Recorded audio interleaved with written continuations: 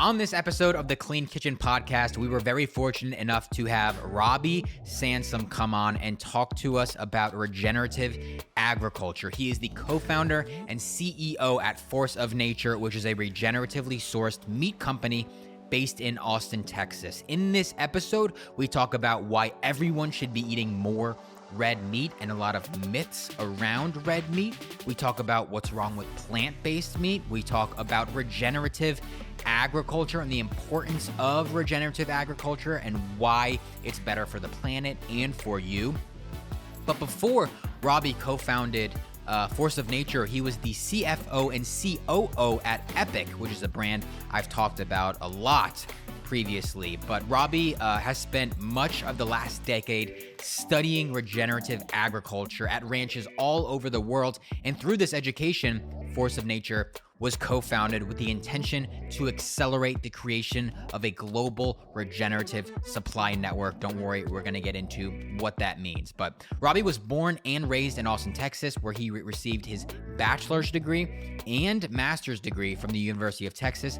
When he's not building businesses aimed at saving the planet, Robby can be found on a trail, ocean, mountain, or field. He is always making time to appreciate nature and explore his surroundings. So without further ado, let's get into this week's podcast episode. I hope you enjoy. Robby, thanks so much for joining us. Thanks for having me, guys. Yeah. So I was actually listening to your podcast, the Force of Nature podcast, and I heard you guys, I was listening to kind of the origin story of Force of Nature and how it started. And I heard you guys say, you know, it wasn't necessarily something we wanted to start, but it was something you felt like you had to start. So can you just kind of give everyone a background of what Force of Nature is, and then why was it something you felt like you had to start? Yeah, thanks for listening to Where Hope Grows. It's a fun podcast to do. My co-founder Taylor leads that project, and I think he does a great job. And that was a really cool and really fun one to do because it was kind of 5 years in to Force of Nature. And part of the origin of Force of Nature is a company we had prior to Force of Nature called Epic Provisions. And so, that really was the journey, the beginning of our journey into meat, evolving from, really vegan ideals and even a vegan company, and exploring with the vegan diet and continuing to kind of push the threshold of health and fitness and wellness, and recognizing, on the trends that followed, low glycemic, paleo, keto, on and on down the list. There's so much more than the dogmatic views that kind of came out on food and health a few decades ago. And so we really went down that journey into clean food, clean protein. Where do animals come from that are healthy? Well, they come from healthy lands. What makes lands healthy? Well, being managed in an evolutionary sort of way. In other words, allowing the cycles and processes that emerged on those land bases to be celebrated and to function fully, and the animals to interact on them well. And so it's just a long, really cool journey into learning about, the health of our food base as well as our food system, and the challenges with human health and the challenges with the regulatory and political environment that we have, and on and on. And we were very fortunate to build that brand in Epic, and to be able to sell it and to be able to acquire all these learnings and skills, whether it be understanding of food or understanding of how to operate and scale businesses.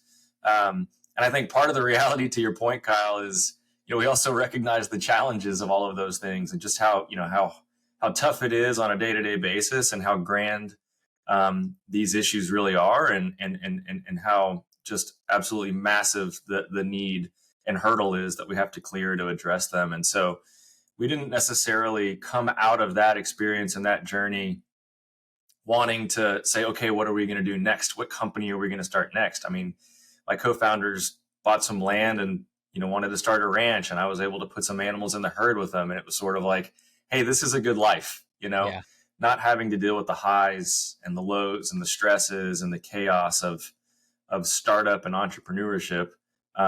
Is an appealing proposition when you have the choice. Although what you said is true. We certainly felt a responsibility, and we felt compelled to carry the torch forward and continue the mission. I mean, it's very clear that we were able to achieve some level of traction, and we acquired some unique skills and perspectives and experience that could benefit the consumer, could benefit the land steward, could benefit the industry. And we honestly at the same time thought, somebody else would have done something like Force of Nature prior to us starting it, and frankly we're hopeful somebody would, but they didn't. And so it just really, the responsibility weighed on us, and we decided to give it a go. And when, to kind of elaborate on that a little bit, when we say give it a go, or when we say we thought somebody else would do it, it doesn't mean we weren't preceded by other really wonderful farmers and ranchers, or really wonderful companies trying to sell meat. But nobody's quite doing what we're doing, which is, with Epic, we realized we could build and scale regenerative supply chains effectively, and they could deliver on the promises of better for the land, better for animal welfare, better for communities, better for the health and wellness of consumers that eat those foods, and really address many challenges we might talk about subsequently. But the challenge that we faced was that consumer demand wasn't growing as fast as we could convert and scale supply chains. And the truth is, consumers, even to this day, don't really understand the degree of challenge of the food system. And they don't even understand what the food system they're currently supporting looks like.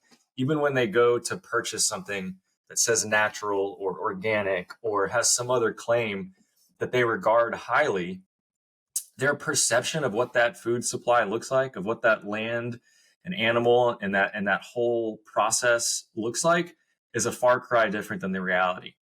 And I think that regenerative, which we'll talk more about, is the manifestation of what consumers are currently looking for and expecting when they pay a premium for these products.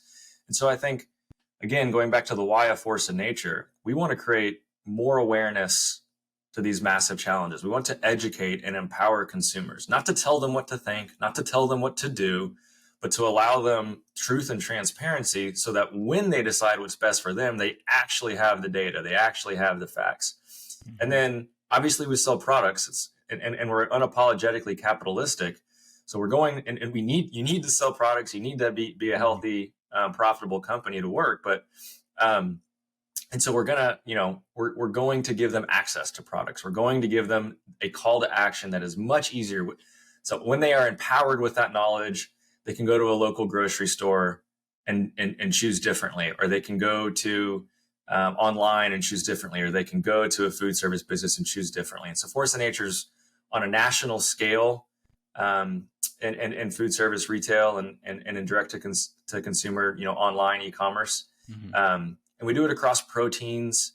And so not just across channels, and we do it all over the country, and we do it in a brand that's leading with a story. And so there are other ranches that have regional footprints, or that have national footprints in a brand. But again, we're unique in how we're going about that and approaching it, and really being mission and education first. And candidly, we don't care if somebody hears our message and goes and buys a product from their local farmers market. In fact, we encourage you to hear our message and go and buy a product from that is regenerative, or that meets your values and standards, from a local producer if you have access. I would prefer you do that over supporting Force of Nature, frankly.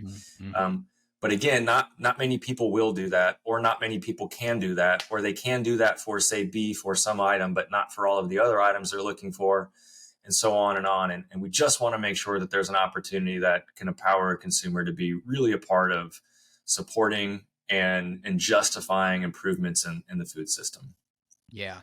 I mean, knowledge is power with all of this information. I think the more you can learn about where your food actually comes from, the better. And we're going to get into what regenerative agriculture actually means, but I kind of want to take a step back and think really high level. So say we're at the grocery store and we're standing in front of, the meat section. We'll say, for simplicity, we'll say the beef section. So like you said, there's so many different claims on all of these labels. But if you had to, in your opinion, basically categorize it kind of as I like to do this on my Instagram a lot. I do the bad option, the better option, and then the best option. So in your opinion, if you kind of had to do that for beef, what would you say kind of falls into each of those categories?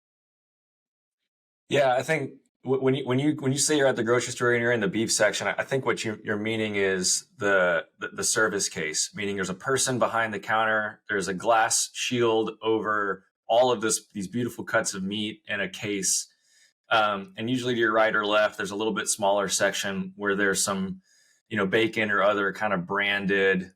Yep. Those are called case ready products sitting there. So that's the center of the beef world on the perimeter of the grocery store. Yeah. As you kind of laid it out. Look, I think from a health and consumer perspective, meat's been under attack wrongly for a long time. And when you're shopping for your health, eat beef, eat red meat, hard stop, right? Like, period, exclamation point. It is just absolutely healthy for you. And we can get into the nuance of what makes, red meat and beef so important. But, beef above all else, it is the superfood that should significantly increase as a portion of your diet and plate for every person. Every person who says they're trying to cut down on red meat and they're eating more, say, poultry, is making a massive mistake for their health and for the environment, period. So emphasize that. So when you say, worst, better, best, again, I think buy beef, eat red meat. It will improve your circumstances and your health outcomes and wellness. Now, it's not to say that the large majority, the overwhelming majority of all animal proteins, beef, pork, poultry, etc., have been incredibly industrialized, and so there are major challenges. The parts of these narratives that are vilifying meat, many of those instances are mythical or wrong, or just a manipulation of data or statistics. But it is true that the overwhelming majority of beef are going to end up in a feedlot. Many of them are born on in independent farms and ranches, and maybe even raised for a period of time. But in that broad system, they all end up spending a very significant portion of their life in a feedlot, meaning they are confined, they're shoulder to shoulder, they're in disgusting conditions that would not be consistent with any form of biological life. It is effectively a meat monoculture. They are fed some GMO'd grains, corn, soy, many of these things, the externalities, the horrible supply chains and systems that those monocrop grains come from, and the chemicals that are sprayed on them, and the land that is destroyed for them. All of these things are perpetuated by this awful system, creating sick, sedentary animals that get this really interesting manifestation of disease called intermuscular fat, or marbling. As you take mammals and you fatten them up on an incredible carbohydrate rich diet, and then they begin to get diseased. So and then we celebrate that. So I would say there's your worst example. Eat beef, but just recognize that when you support the cheapest beef that you can find that has no claims, simple claims like antibiotic free, or simple claims like natural, I mean, this is really all the same. It's the bottom of the barrel. They're not even trying to convince you that it's anything more than it is. It's just the cheapest, with the most compromises in welfare of animals, the most compromises in welfare of people, resulting in pretty concerning and in some cases alarming ecosystem outcomes, and certainly a less healthy option amongst alternatives within red meat. So I would say this probably is at least aligns with what we understand the values of consumers to be. If they truly had the picture next to each item of where that animal was spent its life prior to slaughter, they would probably not choose that option. But it's 98% of what's out there. Yeah, that should be required. A picture of how that cow spent, or whatever animal it is, spent their life. Yeah, if we if we put that on the label, I think there'd be a problem. I think the next in line is when you start to get to the versions where they're okay, hey, I am going to try to market this to reach a consumer that's trying to be better. And this one to me is um, deceptive. And so I take issue with it because they recognize consumers are wanting better, and they're going to figure out how can they lower that bar as far as possible and try to get credit for doing as little as possible. And so that's where, again, I kind of mentioned, natural and antibiotic free in there, but I would start to throw in things like on pork and poultry, vegetarian fed. That's terrible. Yeah. That's just that should be a red flag, not a value, claim. But I think why is that a red flag? Well, again, you asked about beef, so I'm trying to focus on beef. But with the monogastrics, the animals that don't eat grass, basically pork and poultry, they're omnivores like humans. And if they're in an evolutionary consistent place, if they're living on pasture and range land like you would want them to be, they're eating a diverse diet of all kinds of different things, including grubs and bugs and all of the things that you expect chickens to peck at and pigs to root up. And whenever they have a vegetarian fed claim, it means they've been completely confined in a totally human curated environment, which means indoors in a feedlot. And their diet has been completely curated and selected to only be these, feed grains that fatten them up and so on. And so to me, it's a red flag because it says, hey, they weren't allowed to even eat what they were supposed to eat or be in a condition or an environment in the natural world where they were supposed to be. And they've been in this entirely synthetic, curated system their entire lives, which I think is the opposite of what represents health for any key pillar of our food system. So that's why I say it should be a red flag. And it's alarming to me that it's been co-opted into this, beneficial claim under this idea that anything vegetarian fed or plant-based gets a free pass and it's therefore good just because, and it's not, but aside from that tangent, getting into that middle class, I would say a grass-fed claim, an organic claim on meat, on red meat, specifically beef, these would be that middle tier. Hey, they're making a grass-fed claim, so apparently they're trying, I guess. They're making an organic claim. Look, organic is an important milestone in the food movement, whether it's animals or whether it's produce or vegetables or other products in the store. Not putting toxic chemicals directly into the food system or onto our food is an important milestone, but it's not a destination. Organic comes with tons of, unfortunate outcomes like tillage and you can still be organic in a feedlot and on down the list. Grass fed is a watered down term. If it doesn't say 100% grass fed, it means very little. Grass finished means very little. Oh, really? And so, if you say grass fed and grass finished, it can still be fed grain in its life. Oh, and really? if you say grass finished, it could have been fed grain while it was growing. And so, grass fed effectively means it ate some grass at some point in its life. Grass finished just means it ate grass while it was being finished.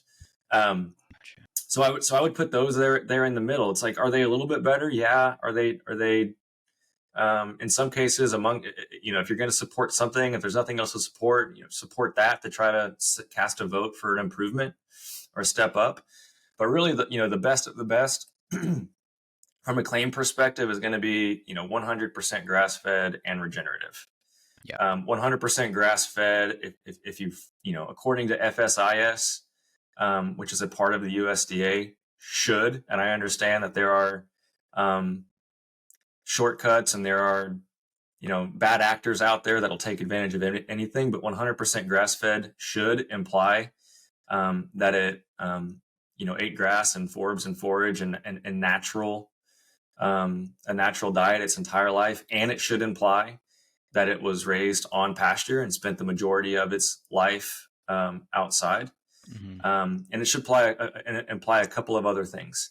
I think when you're looking at monogastrics and poultry, you want them to see, to know that they were raised with access to the outdoors. So, free range and pasture raised are important. But regenerative, I think, is the other thing. And I think, regenerative is what really checks the box for, I think, the majority of what consumers are looking for. Is there consideration towards the environment and the land base? Are we trying to not just minimize damage, but maximize good? We're trying to improve it, leave it better than we found it on the land itself? And are we trying to put animals in conditions that they're supposed to be in, that they evolved to be in? Not just that allows them to thrive, but allows them to contribute to a thriving ecosystem that surrounds them, and be a part of, and a keystone part of, who's offering ecosystem services within an environment, and allowing for functioning cycles of nature to occur. And so I think regenerative, lastly, would imply like, hey, in order to accomplish those things, you aren't committing all of these horrendous crimes that are pervasive in our industrialized food system, like heavy tillage, like heavy applications of herbicide, fungicide, fertilizer,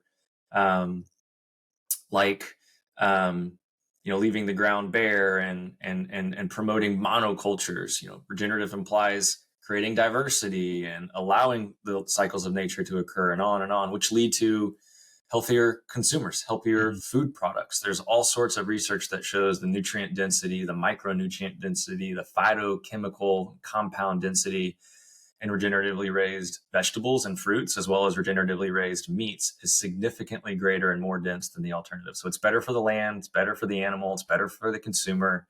That is why you want to support regenerative. Yeah.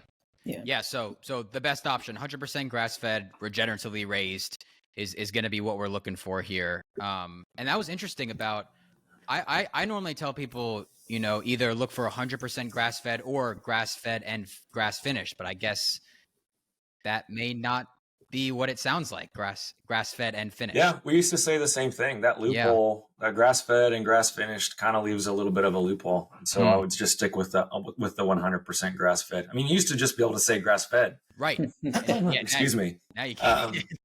But some group or some organization of people found a way to enough lobby dollars and enough ears to take away the the definition, and so now you have to, I would say, stick with 100% grass-fed. That's your gold standard on the feeding claim, and then I'd say regenerative above organic, no doubt.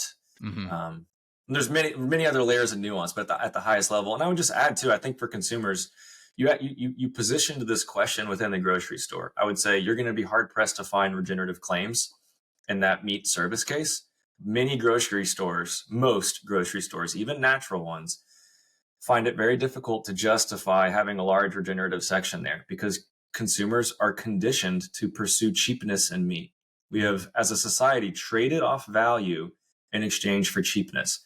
And that case is going to have, generally speaking, the cheapest option that retailer can justify putting in there. It doesn't mean that they're a bad person or they're evil. They have to put products in there that will sell. And so we're on this journey to try to change that narrative, but it's going to be difficult to find a regenerative claim in those cases. And if you do, great, support it. Buy whatever it is. I often, sometimes we'll do that with 100% grass fed. If I see there being, unusual 100% grass fed, or an unusual cut of 100% grass fed beef they don't normally have, I might buy it just because I want them to be able to sell, justify getting more of it. But you might have to look over within a grocery store into that case ready section where you're having the prepackaged, pre-branded stuff for some of your more elevated claims. And then also, again, your local's farmers market, or your local, maybe you're a local farm that is selling meat online even, or has a farm share, or as part of a co-op or local delivery service.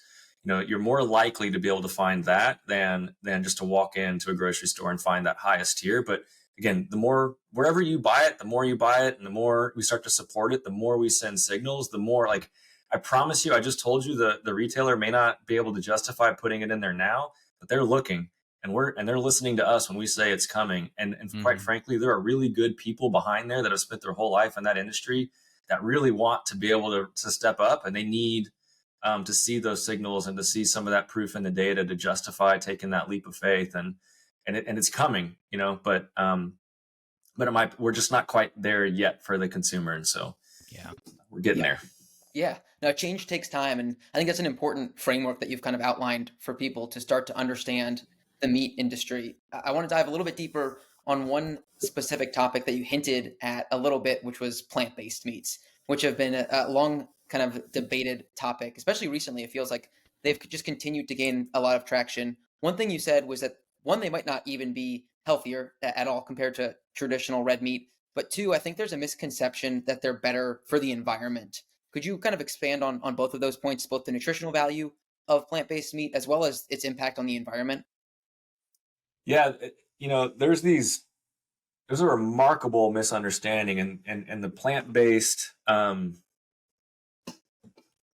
vegan religion has done an incredible job of marketing some propaganda to the masses. And it's like, I'm not anti-vegan. In fact, the population here has been roughly 2% vegan for a very long time. It's not growing. Yeah. Despite its incredible recruiting efforts, people are abandoning that dogmatic lifestyle as quickly as they enter in. And frankly, I respect a person who is willing to make that sort of a sacrifice. It's very difficult. It's very challenging. And if you're willing to recognize, to celebrate that you have a set of values greater than your own convenience and make a commitment like that, I respect that. I just want the truth to be out there. And, I see every vegan as a future former vegan waiting to happen. And when they realize that that isn't delivering on its promises and that animals have been a healthy part of and a necessary part of our planet for much longer than humans have, they're going to come out and find force of nature. And I think it's great. And I think, to your question, Kevin, on what are some of the challenges with the systems behind these plant-based false prophets. Look, it goes back to industrial agriculture. If you're making burgers out of soybeans or out of pea protein, and those systems aren't coming from regenerative systems, then you are promoting large-scale industrial chemical monocrop agriculture, meaning hundreds of millions of acres in the United States covered, tilled bare of any life, sprayed to kill all plant life, sprayed to kill all insect life, all habitat removed, or mammals chewed up and chopped up under the blades of these massive machines, burning billions of gallons of diesel. And then a single life form planted and fertilized and promoted, whether it be millions of acres of hundreds of millions of acres of rows of soybeans or of corn or whatever it may be. And so it's complete devastation of an ecosystem, complete devastation of life, and a poisoning of the water table, of all of the soil that then erodes off, calling into question the ability of that system to produce food in the future because we're losing soil at a rate that we can't replace it. We may not be able to grow things if we lose all of that topsoil, but it's also covered in chemicals and creating dead zones in oceans. It's killing off all of the pollinators as we poison them and kill off the habitat. And all of these things bring a true food security issue into the picture. And that becomes the base raw material for these plant-based food items. Like, how is that addressing anything? And then they claim to be more efficient than meat, which is insane, because as far as I'm concerned, releasing a herd of ruminants into a native pasture, allowing and then not coming back and them growing into meat sounds pretty efficient. And it rains and it grows and they eat and photosynthesis happens and they drop manure and fertilizer onto the ground. That is how functioning ecosystems work. Plants and animals in harmony within natural cycles. That is a closed loop system. That is the epitome of efficiency. And breaking that cycle and creating now a monocrop plant agriculture system to get a raw material to then ship across into some place to support a massive factory and facility that's going to then further process that using tons of energy inputs and electricity into some new form that's going to be shipped elsewhere. I mean, there's nothing efficient about it. It's not improving the environment. And it's certainly not improving consumer health, as you noted, Kevin. I mean, these things, when you read the ingredient labels, it gives me goosebumps. It's like, again, they always say like a fifth grade reading level, 5 or fewer ingredients, whole foods. All they simply did was try to perpetuate the status quo as far as our food production system, but then also with intellectual property, own the future of food. Mm-hmm. And that's how they were able to raise so much money and generate so much marketing and get Bill Gates to buy up all this land so that he can control the supply of all those raw materials, and to get these, World Health Organizations and other captured regulatory agencies to support a similar agenda. When you have the money and you can um, pay for the marketing to reach the consumers, and pay for the regulation from from the lawmakers and the policymakers, you can get a lot of influence, whether or not it's true or earned. And so I think that sort of highlights, Kevin, some of what I would say is, I think, pervasive and challenging with those systems, is that they're not truly based on solutions. They're based off of manipulations and propaganda, and like I said, a perpetuation of the status quo, Yeah. which is broken. It is. It is. It seems like it's a broken system. That's one theme that we've certainly hit on many episodes. But I guess my question to all that is how did we get here? If you just told me 2% of the world is vegan, kind of continuing at that level, that doesn't seem like a big enough market for this to continue to grow as an industry. So how did we end up in a spot where there is this propaganda that red meat is bad and you should be having plant-based meat? Well, I believe it's 2% of the U.S. I can't speak to the globe. Something would tell me that might skew higher in some areas and much Yeah. lower, much lower in a bunch of other areas. But well, their goal isn't vegans and vegetarians. Their goal is everybody. That's how, Kevin. They don't. There's absolutely. You're right. Like, there is no financial justification for the resources that have been raised and deployed to create those systems if it isn't to get every single person that eats meat to eat those instead, or if we can't convince them to do it on their own accord, to find ways to force them, like make it as part of our school lunch program on Mondays, or do some sort of other evil sovereignty robbing um, um, campaign to promote them. I mean, even Impossible Foods, I believe, at one point said their objective was, flat out said, like, their objective is to convert meat eaters, and their plan is to double in size every year for 20 consecutive years, which is outrageous. I mean, I think, again, could do a case study on how many challenges there were with those intentions. I think it's to bring a long story short, though, I don't think that they're succeeding at reaching the consumer. I think they are failing in every way. You look at their stock prices; if they've gone public, they're failing. You look at their sales data and velocity data within the markets and the grocery stores, they're struggling. You go back to COVID, when the shelves were bare of meat, they were rich and full of plant-based alternatives. People don't want them. They're having to rebrand in light of absence of traction. They're having to reformulate in light of being called out for putting horrible seed oils in the food. I think Beyond's putting avocado oil in there now or something.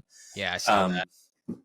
And they're hemorrhaging money. I mean, they're negative gross margin. They're not just negative income, they're negative gross margin. I mean, they're horrible, horrible businesses, but they are succeeding at continuing to raise, have some of their disciples raise money to create, propaganda documentaries that gets put onto Netflix, or raise money to lobby politicians and raise money to lobby some of these international bodies. And so, there's still momentum being gained in some respects, even if they're struggling to get traction in some other areas. But again, truth and transparency will prevail, is my hope. Certainly here, where free speech is the first on the list of our rights. So, yeah, and previously you mentioned too, the importance of soil, and how a lot of these monocrops are quite literally destroying the land, and with the use of glyphosate and all of that. So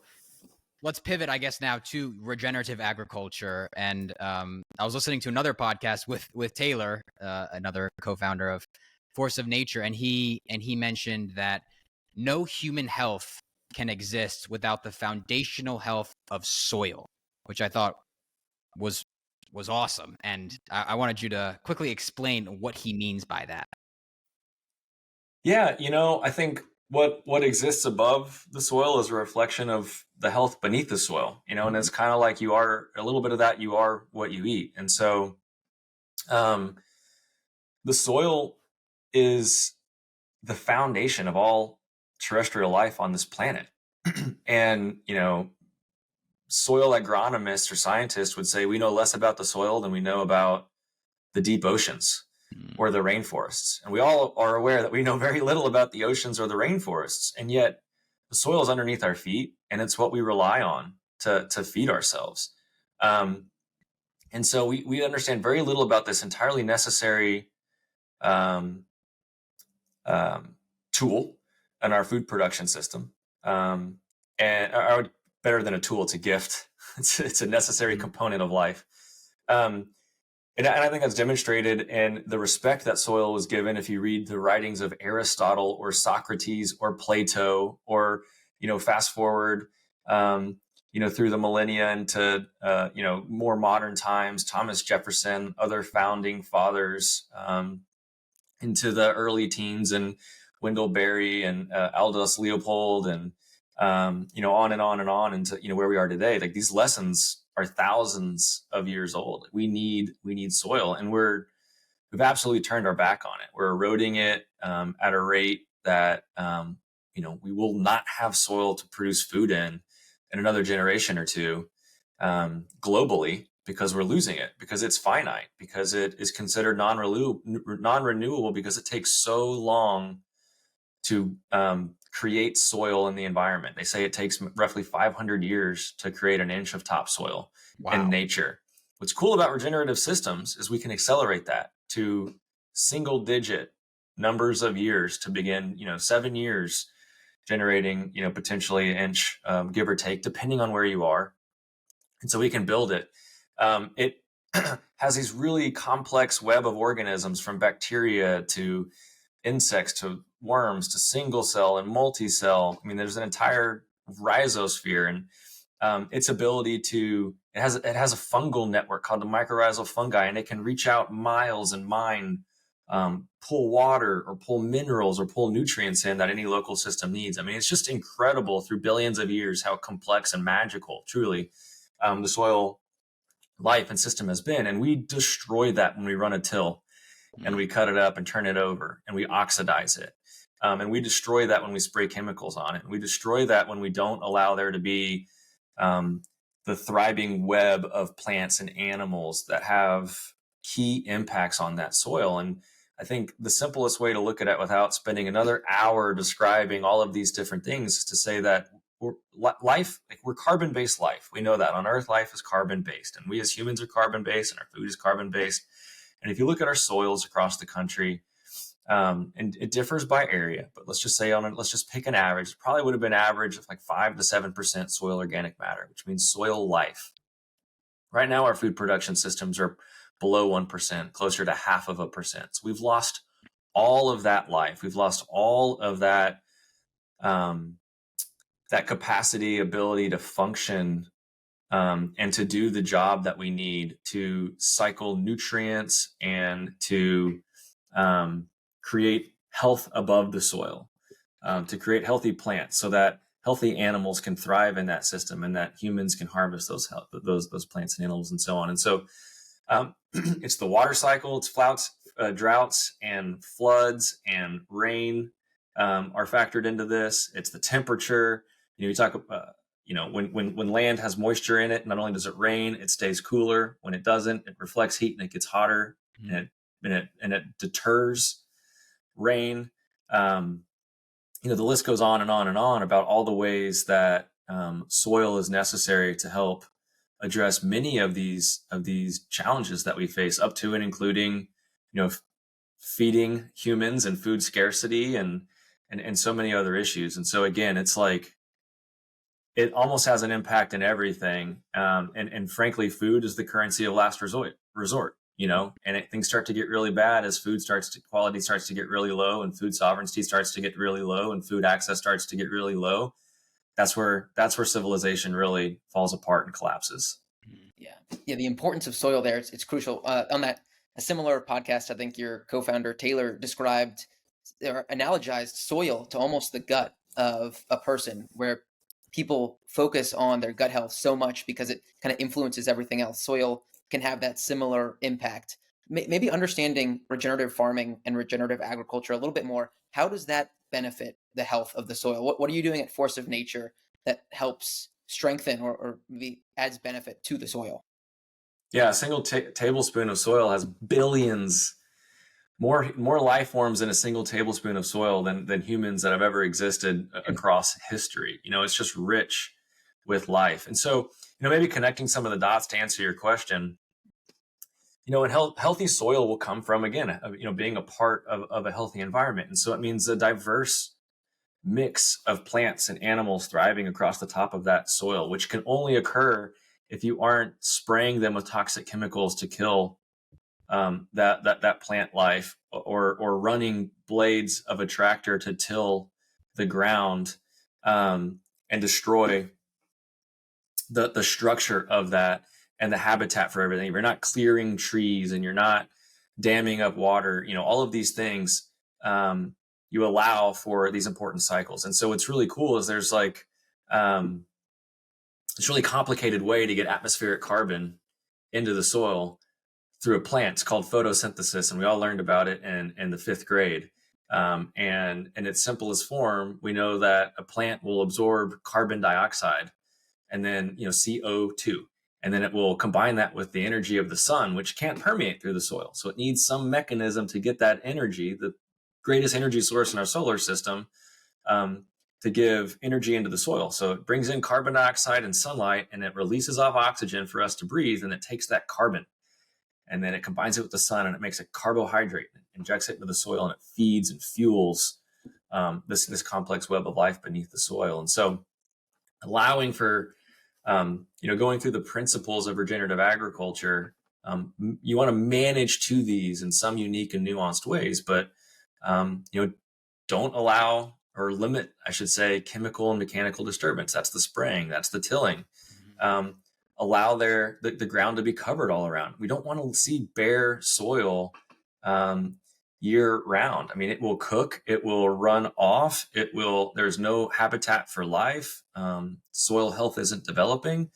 It will compact because of the terminal velocity of rain. All of the bad things happen when you have bare soil. And then the opposite of bare soil, there should always be living plants and always be growing roots year round to allow these cycles to function, right? I just kind of touched on the energy cycle of the sun, and there's the nutrient cycle. The atmosphere is mostly nitrogen. We shouldn't be spraying nitrogen. We should have nitrogen fixing plants that absorb the 70 or 80% of the atmosphere that's nitrogen and gifting that into the soil web. And allowing for that, again, the water cycle, that proper functioning of water, promoting more rain and more water retention within the soils. Obviously, diversity of insects. We spray a lot of pesticides, and yet for every undesirable pest species, there are thousands of desirable insects or other sorts of animals that we unselectively terminate when we spray and kill them. And so we want to see diversity of plants, diversity of animals, diversity of insects, just diversity. Everything has a role. It's here for a reason. Nothing is here by accident.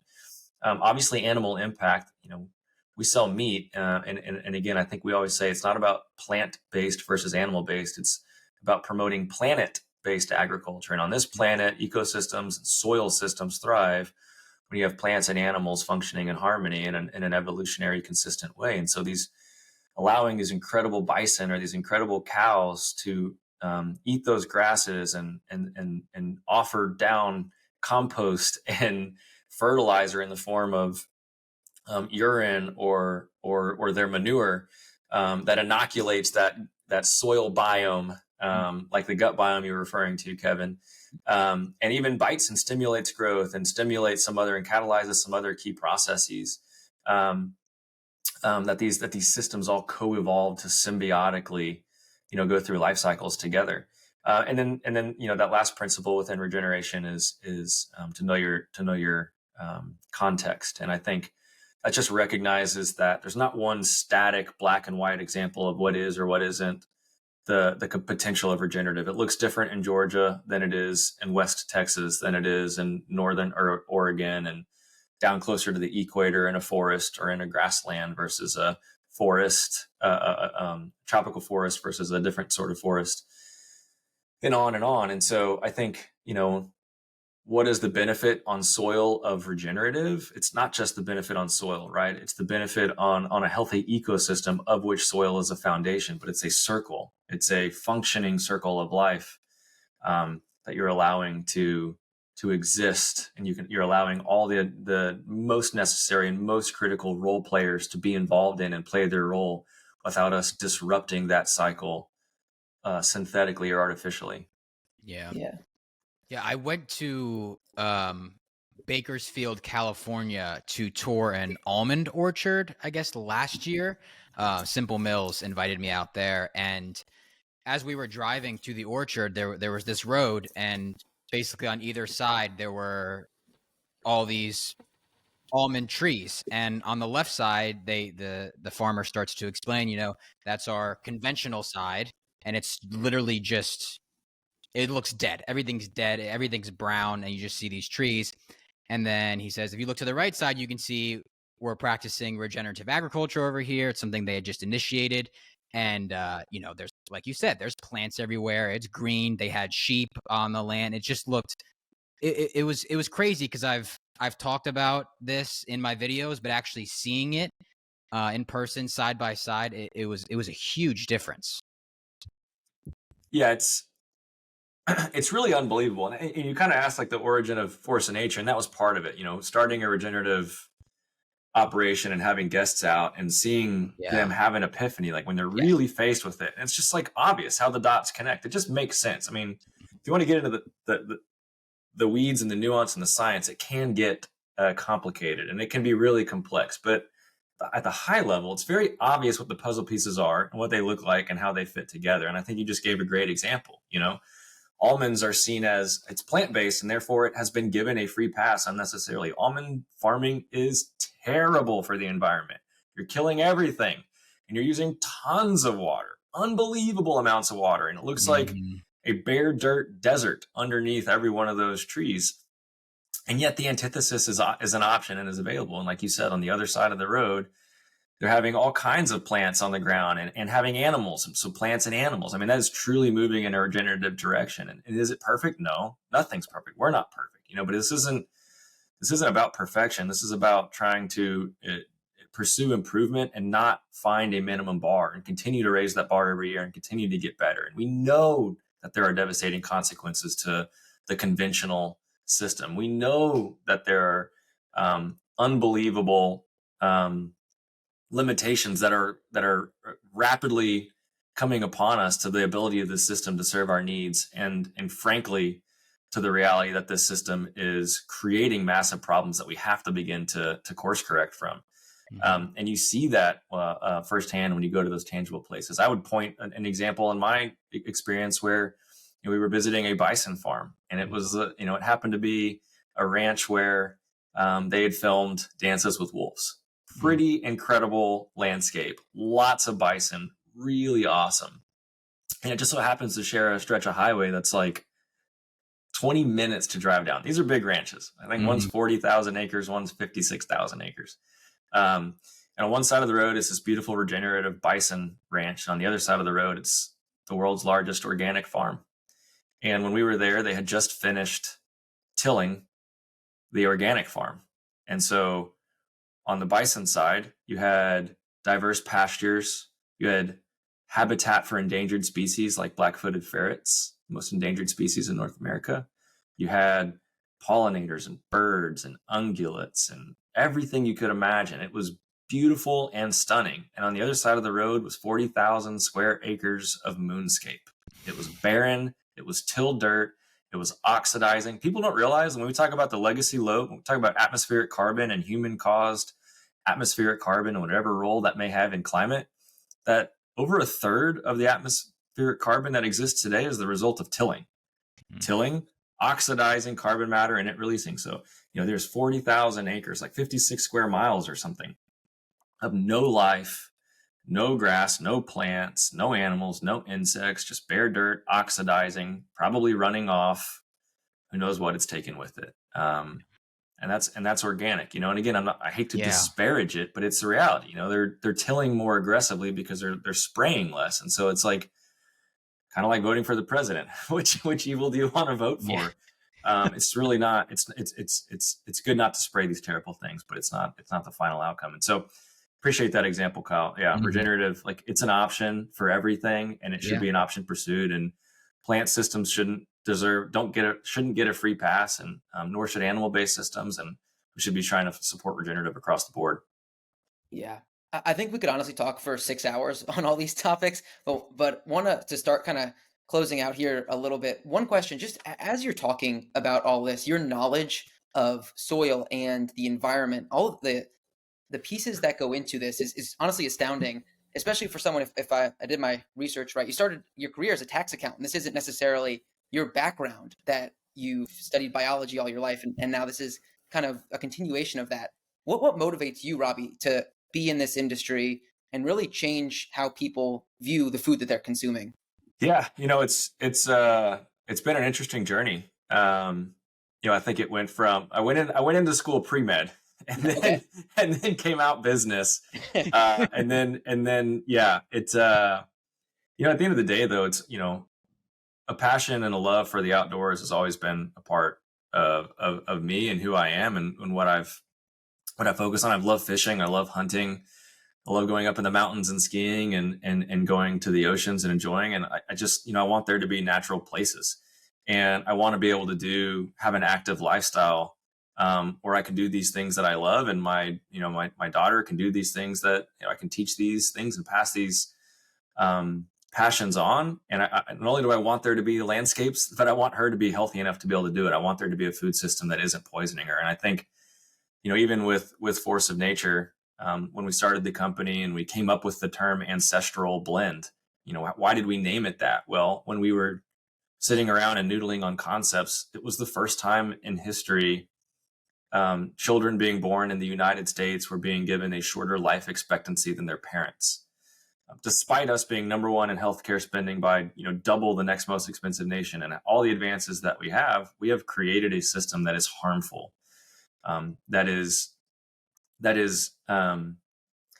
causing our population of all ages and all demographics to struggle. And so I want our food system to be clean, and I want us to be able to thrive as a species. I want us to be mentally well. I want us to be able to treat each other kindly, and then I want us to be able to celebrate, that society in natural places that still exist and are still allowed to thrive. And it just turns out that, our food system is one of the best opportunities for us to drive those outcomes. Through cleaner food, we can mitigate all of those negative health consequences, and turn the corner and make those positive, flip them right around. And through our food system, we can massively improve our environment. I don't think people realize how big the impact of our food system is. The US is a little over 2 billion acres, and just under half of that is being used to grow food. So when you fly in a plane and you look down, it's not a misperception that most of what you see beneath you looks like a checkered board of altered terrain and altered environments and altered ecosystems for food production. And if you look at the scale of the challenges and the concerning consequences that you might hear about on the news, these existential threats of climate or drought or pollinators or dead zones or fertility, or on and on and on, you name it, it goes back to food. And so it's really necessary to get involved and drive change. Going back, Kyle, to your first question, what compelled us? And it's really concerning if we don't see change. But because of that scale, it's really exciting to think how much good can come and how much progress can be made from subtle changes. Because when you do a little bit of good at a massive scale, it is a massively positive and profoundly good outcome. And so, I am hopeful that this avenue, Kevin, is the right one to, and the best one that we're just suited for, given our experience and past and background, to be able to pursue to drive positive change and hopefully see our mission come to fruition. Yeah, that's absolutely inspiring, and I think a lot of people can get a lot out of that. One thing too that kind of made me think about as you were talking through that is voting with your dollars. And you kind of talked about the concept early on with buying maybe 100% grass-fed meat just so those grocery stores will continue to restock it. Is that something that you believe can be truly beneficial for people voting with their dollars with these local kind of farmers that they have? 100%. Absolutely. Yeah. And I think we have we have an unhealthy relationship with voting in this country. Most people don't do it, and we're disenfranchised, and so we just don't engage. We don't show up at the polls. But this is different. When we talk about voting with your dollars for food or for any sort of item that you purchase, you're voting. Period. Every time you show up and purchase something, every time you consume something, every time you take part in something, you're voting. And so you cannot abstain from this so long as you continue to breathe. Um, and so, I think it's just a matter of empowering yourself to make sure that when you cast a vote, it's truly voting for the system that you're proud to support, and a system that you want to be complicit in, a system that you want to be a key part of promoting. Right now, the majority of consumers are voting for a system that I think is counter to their own desires and their own um,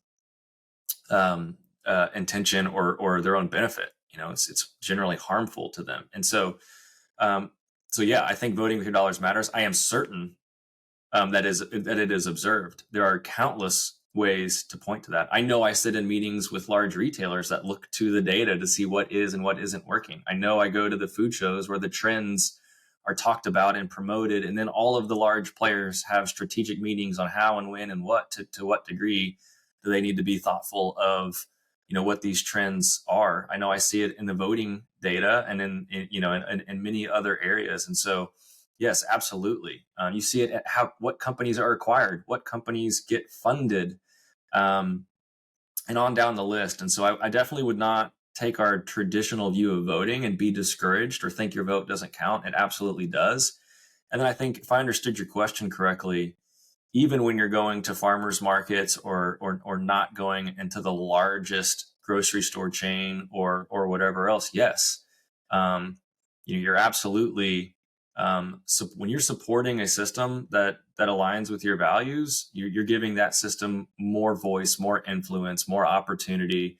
You're justifying change, you're justifying efforts and validating outcomes and encouraging them to do more to scale. You're allowing and fueling them to do more and to scale. You're allowing your small regional partners or processors or purveyors to set an example, a compelling alternative for their neighbors and the other folks in your community that justifies them to make a shift and them to make a change, and on and on and on. And it creates competition. That's the beauty. When we say we're capitalistic, like, competition helps. And nobody's going to bet on a losing dog. No big company, however perceived to be evil they may be, is going to try to sell a product that a consumer won't buy.